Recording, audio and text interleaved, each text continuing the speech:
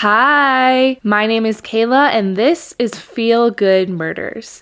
Thank you so much for joining me today. Today we have a really well-known story, or at least I think it's pretty well-known. It is about the murder of Kathleen Peterson. This story is really well-known by the Netflix documentary The Staircase. At least that's where I heard of it before. It's a really long docuseries on Netflix. I think it takes like 11 hours. So instead of you watching that whole thing, I'm going to try to give you as best of a summary as I can today. So let's get started. So this episode is about the murder of Kathleen Peterson, or the death of Kathleen Peterson. But I am going to start by telling you about Michael, and we'll get to Kathleen in a little bit. So Michael Peterson was born on October 23rd, 1943, somewhere outside of Nashville, Tennessee. So these days he is 80 years old, but when this case takes place, he is 60 years old. And I don't know if the last name Peterson is cursed or what, but if you remember, the very first episode of Feel Good Murders was about Lacey Peterson and her husband Scott Peterson. So I don't know, but Michael Peterson, 60 years old, and a quick background about Michael, he went to Duke University and got his undergrad degree in political science, and he was also the president of his fraternity Sigma Nu. And then after he graduated with his undergrad degree, he went to the University of North Carolina at Chapel Hill, so Tar Heels, and that is where he went to law school. After he graduated from law school, he got a job for the U.S. Department of Defense, and his job was to research arguments in support of the U.S. military involvement in Vietnam. So working for the Department of Defense and having that job, I'm guessing he made a lot of money. So he's young, he's making money, and in that same year, he married a woman named Patricia Sue. And they had 2 children together, 2 sons named Todd and Clayton. In 1968, though, Michael commissioned as an officer in the U.S. Marine Corps and served in the Vietnam War. And fast forward to 1999 really quick, Michael at that time would actually run for mayor of Durham, North Carolina, and he would use his military background as kind of leverage. He said that he was awarded all of these medals. For example, he said that he had a Silver Star, a Bronze Star with Valor, and 2 Purple Hearts. So these are all really important medals. And the thing is that in the military, when you are awarded an honor or a medal, it is given to you in sort of a ceremony, but it is also on some sort of record. So it's not just handed to you and nothing happens. It goes on your record, on your kind of resume, you know? So the thing with Michael is that it seems like there was no actual record of him having received these medals. So sounds like he's saying he has them in his possession, but there's not really any record of it. So that kind of came into question later on. But he didn't end up winning the mayor election anyway. So back to 1960s, Michael and Patricia Sue live in Germany for a little while, I'm assuming from his military experience. And while they're there, they befriend another couple. The couple are George and Elizabeth Ratliff and their 2 daughters, Margaret and Martha. So at some point, George Ratliff passes away, and it was really tragic for their family. So after that, the 2 families still continue to be close, and sadly, eventually Elizabeth Ratliff passes away as well. So after George and Elizabeth Ratliff both passed away, Michael Peterson actually became the legal guardian of Martha and Margaret Ratliff. So he takes their 2 children as his own. So he now is responsible for his own 2 children with Patricia Sue and the Ratliff's children. 2 years later, though, in 1987, Michael and Patricia Sue end up divorcing. I suppose they couldn't make it work, but Clayton and Todd go to live with Patricia Sue in Germany, and Margaret and Martha, the Ratliff's children, go to live with Michael in North Carolina. Eventually, the 2 boys would join Michael in 1989. Also in 1989, Michael met a woman named Kathleen Atwater, and let me tell you a little bit about Kathleen. She was born Kathleen Hunt in Greensboro, North Carolina on February 21st, 1953, and she was incredibly smart and successful. She was actually the very first woman to be accepted to the School of Engineering at Duke University, so Kathleen and Michael both attended Duke University. Kathleen's first marriage was to a man named Fred Atwater. That's how she went from Kathleen Hunt to Kathleen Atwater. And the two of them would not last long in marriage after Kathleen found out about Fred's affair. So they get divorced, and after that, Kathleen meets Michael Peterson. Michael and Kathleen fell in love really quickly, and they got married in 1997, and they became one big, happy, blended family. Kathleen was known as a prominent person in town, and Michael was a somewhat successful novelist at that point. He had written a few novels, and like I said, he was well known enough to run for mayor. He didn't win, but he did run. So they were really well known in town, and they must have made a lot of money because they lived in a big, gorgeous, kind of southern style mansion. This mansion was over 9,000 square feet, 5 bedrooms, 6 bath house. It had a library, a game room, 5 fireplaces, and a grand piano in the entrance, the whole 9. So they both had great careers, they had all of their children, and it was said that Michael and Kathleen were a really happy couple. A friend who knew them told CBS News that they were, quote, an extraordinary couple. They had all the appearances and the trappings of happiness, totally compatible with one another. Their seemingly happy, high-status life, though, would soon take a tragic turn.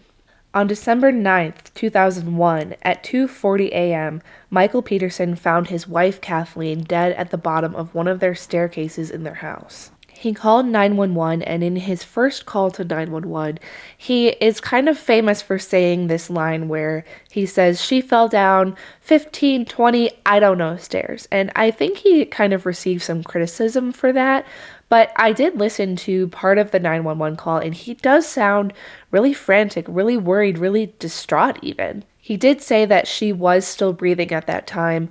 The call gets disconnected. He calls back, and then on the second call, that's when he says she is no longer breathing. So police rush to the scene, and when they enter the house, they do find Kathleen in the spot where Michael had described, but they also found her in a massive puddle of her own blood. So let's go back for a second, because when I read this, I was thinking, okay, where was Michael when she fell, and what the hell was he doing up at 2:40 a.m.? So according to Michael, he would later tell ABC News that that night they had watched a movie, and then they went outside by the pool and were just chatting for a long time. They had some wine, and Kathleen went to bed before he did. So when he eventually came back inside to go to bed, that's when he found his wife dead at the bottom of the stairs. So police asked Michael what he thought that could have happened. And he said, well, I don't know. I mean, she could have been intoxicated from the wine, and she might have had some Valium, so she could have slipped and fell down the stairs. So Valium is a prescription drug that is commonly used to treat anxiety disorders. And from what I read about it, it sounds like a fairly powerful drug. It says that you shouldn't take it for long term, and there is a warning that says do not consume alcohol. Also, you're not supposed to eat grapefruit when you take Valium, just so you're all aware. So Kathleen was rushed to the hospital, but unfortunately it was too late and she did not make it. So if you're like me, you're thinking, okay, well obviously Michael killed her. I mean, it's always the husband, isn't it? I mean, statistically speaking, if you're married, your spouse is the person who is most likely to kill you. And you know what? First responders were suspicious too. They had said that basically they felt like the amount of blood, because when they came in, I mean, it was a bloody scene, and they felt like that was too much blood for just an accidental fall down the stairs. But Kathleen's daughter, Caitlin, and her sister, Candace, both showed support for Michael. They were saying they don't think he did it. And I mean, I should say they showed support at first. Candace changed her mind when she found out that Michael was bisexual. But Caitlin also changed her mind when she saw the results of her mother's autopsy. So as per usual, Kathleen's body was taken to the morgue to get an autopsy done. And toxicology from this exam revealed that Kathleen's blood alcohol content was 0.07, so that's not high. However, she did have between 5 and 15 milligrams of Valium in her system, just like Michael said she might have. I don't know what an average dosage of Valium is, but it is entirely possible that the Valium intensified the effects of the alcohol, so maybe she did slip and fall down the stairs because she was intoxicated. I mean, that seems reasonable, right? Well, think again, because after the postmortem exam, the coroner concluded that Kathleen's cause of death was blunt force trauma, and not the kind that could have happened from accidentally falling down the stairs. She sustained a lot of injuries, including a fracture, which I think was in her neck, and she had 7 lacerations on her head. And what happened was that she had all of these injuries and she eventually died from blood loss. On December 20th, 2011, 11 days after Kathleen's death, Michael Peterson was indicted for Kathleen's murder. In a public statement, he said, quote, "Kathleen was my life. I whisper her name in my heart 1,000 times. She is there and I can't stop crying. I would have never done anything to hurt her." About a month after his indictment, Michael did post bail and he was released to await trial. So the Netflix documentary The Staircase started filming in February of 2002. And then finally on July 1st of 2003, Michael's trial started in Durham, North Carolina. And the defense continued to push Michael's theory that Kathleen was intoxicated and she just accidentally fell down the stairs. The defense is saying that Kathleen most likely slipped on the stairs, hit her head, tried to get up but slipped in her own blood and fell again, and that's where she died. That's the theory they put forward, and they did hire a forensic expert who said that in his opinion, the blood spatter was consistent with an accident or a fall. On the other hand, though, the prosecution's strategy was to cast doubt on Michael's credibility. They highlighted the alleged false reporting from his military career, like the medals I told you about earlier, and they attacked Michael for having, quote, "a secret gay life." A man named Brent Wolgamott was brought to stand to testify against Michael, and this man was a former male escort who said that Michael paid him for sex multiple times. And in response to that, Michael said, well, Kathleen knew I was bisexual, which she did, and he also said, and she was okay with my extramarital affairs. So I don't know if I believe that she would be okay with that, but that's what he said. I wasn't there. I don't know. I'm not here to judge. So anyway, the trial went on for a few months, and on October 10th, 2003, the jury deliberated for 4 hours before finding Michael Peterson guilty of the murder of Kathleen Peterson, and he was sentenced to life in prison without the possibility of parole. So Michael is found guilty, and you think we're done here, but we're not. So remember how Kathleen had a bunch of lacerations on her head? Well, about 5 years after the trial ended, on August 21st, 2008, a friend of Michael's named Larry Pollard, who was an attorney, held a press conference, and this is where he put forward the very famous owl theory. Yes, owl, like the bird. He said that those lacerations on Kathleen's head were consistent with an owl attack, and that Kathleen actually had microscopic owl feathers in her hair. So he's saying that she could have been attacked by an owl, and that's what made her fall down the stairs to her death. So this doesn't really do much for Michael's case, except it got a lot of media attention because obviously people had already heard about this case and now they're like, what, an owl did it? I mean, that's insane. So people really made a big fuss about it. A few years later, in 2011, it was then found that the man who testified at trial about the blood spatter, the man who said that it was consistent with a fall, it was found that he misled both the judge and the jury. He exaggerated his expertise, and he gave misleading and even false information about the blood spatter. So Michael was then granted a new trial and was released from prison on a $300,000 bond and was sent to house arrest in his home with an ankle monitor. So Michael didn't end up having a new trial though, because on February 24th, 2017, he entered into an Alford plea. And an Alford plea is essentially saying that he maintains his innocence. He says he didn't do it, but he recognizes that the prosecution does have enough evidence to convict him. So the judge sentenced him to 86 months in prison.